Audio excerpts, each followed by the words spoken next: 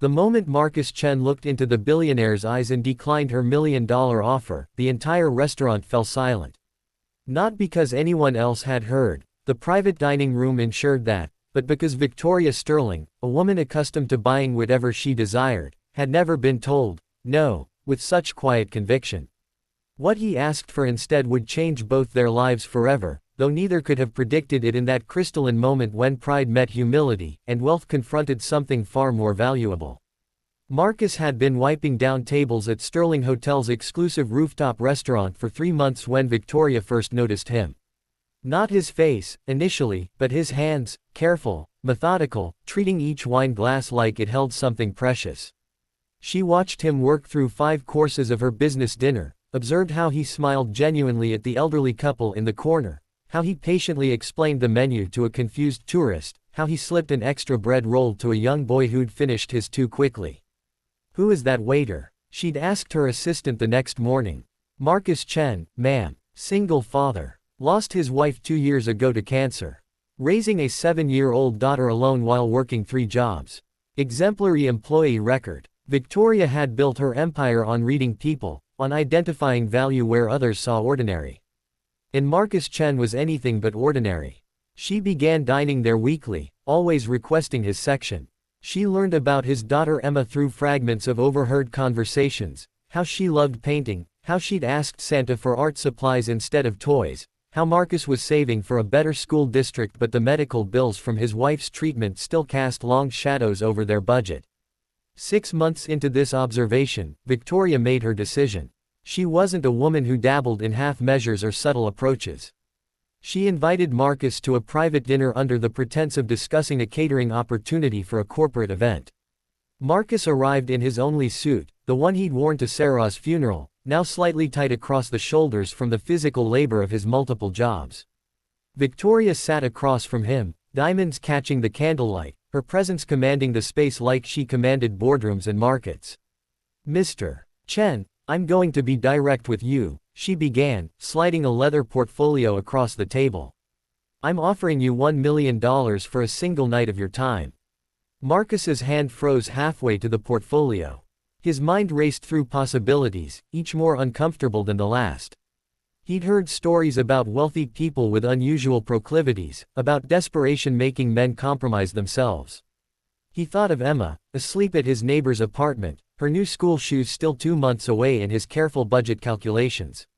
"I don't understand," he said slowly, his voice steady despite his racing heart.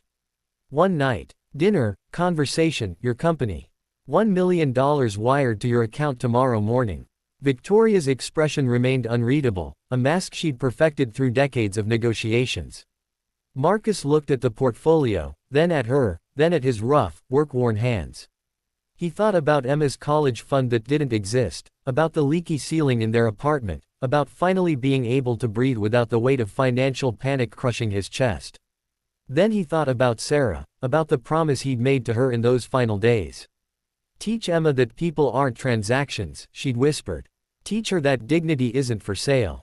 "Ms. Sterling," Marcus said, pushing the portfolio back across the table, "I'm honored, but I can't accept your offer." Victoria's carefully maintained composure cracked slightly.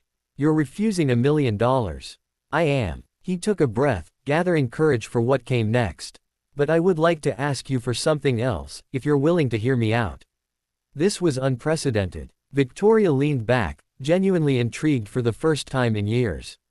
"Go on. That $1 million, I want you to invest it in something that matters. There's a community center 3 blocks from where Emma and I live. It's falling apart, but it's where kids go after school because it's safe. It's where they learn art, music, where they do homework because home isn't always quiet or warm enough. The city's planning to close it down next month due to lack of funding." Marcus's voice grew stronger, passionate. "Your $1 million could save it. Could expand it. Could change lives, not just mine, but hundreds of kids like Emma who need somewhere to dream." Victoria stared at him, her sharp mind recalculating everything she thought she understood about human nature. "You're asking me to give away $1 million instead of taking it yourself. I'm asking you to invest it where it'll multiply in ways that spreadsheets can't measure." Marcus met her gaze without flinching. Emma and we'll figure out our situation. We always do. But those kids at that center, they're counting on something bigger than one family's struggle. The silence stretched between them like a taut wire. Then Victoria did something she hadn't done in a business meeting in 20 years, she laughed. Not a polite chuckle, but a genuine, surprised laugh that seemed to shake something loose in her chest. You're either the noblest fool I've ever met or the most brilliant, she said, pulling out her phone. What's the center called? Beacon Community Center. Victoria typed rapidly, her assistant's phone undoubtedly buzzing with urgent instructions. But she wasn't finished. Here's what's going to happen, Mr. Chen. I'm investing $2 million in the center, $1 million for immediate renovation and programs, another $1 million in an endowment for sustainability. I'm also starting a scholarship fund in your late wife's name for families dealing with medical hardships. Marcus felt his throat tighten, tears he'd held back for 2 years suddenly threatening to surface. But, Victoria continued, her business acumen reasserting itself, I'm also offering you a position as the center's community liaison coordinator. $60,000 a year, full benefits, health insurance that's actually worth something. You'll work with me directly to ensure the investment makes the impact you envision. And before you refuse out of pride, understand this, I've been watching you work for months. You're wasted clearing tables. You see people, really see them. That's rare, and it's valuable.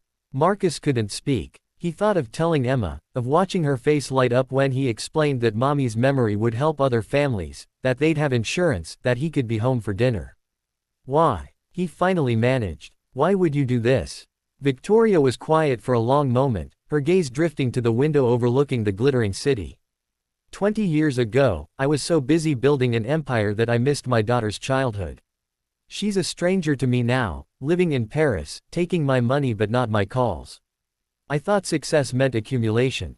You've reminded me it means multiplication, growing what matters instead of hoarding what doesn't. She looked back at him, and for the first time, Marcus saw past the billionaire to the human underneath. You passed a test I didn't even know I was administering. You chose community over comfort, legacy over luxury. That's the kind of thinking I want to invest in. 3 months later, Marcus stood in the newly renovated Beacon Community Center, Emma beside him as they unveiled a plaque, the Sarah Chen Memorial Wing, where dreams take root. Victoria stood nearby, writing a substantial check to launch similar programs in 3 other cities. The story of the waiter who refused $1 million made local news, then national headlines, inspiring a movement about redefining wealth and success. But for Marcus, the real treasure was simpler, coming home to Emma each evening, helping kids discover their potential, and knowing that Sarah's legacy wasn't defined by the tragedy of her death but by the ripples of kindness it inspired. Victoria visited the center regularly, gradually learning what her money had been missing all along: purpose.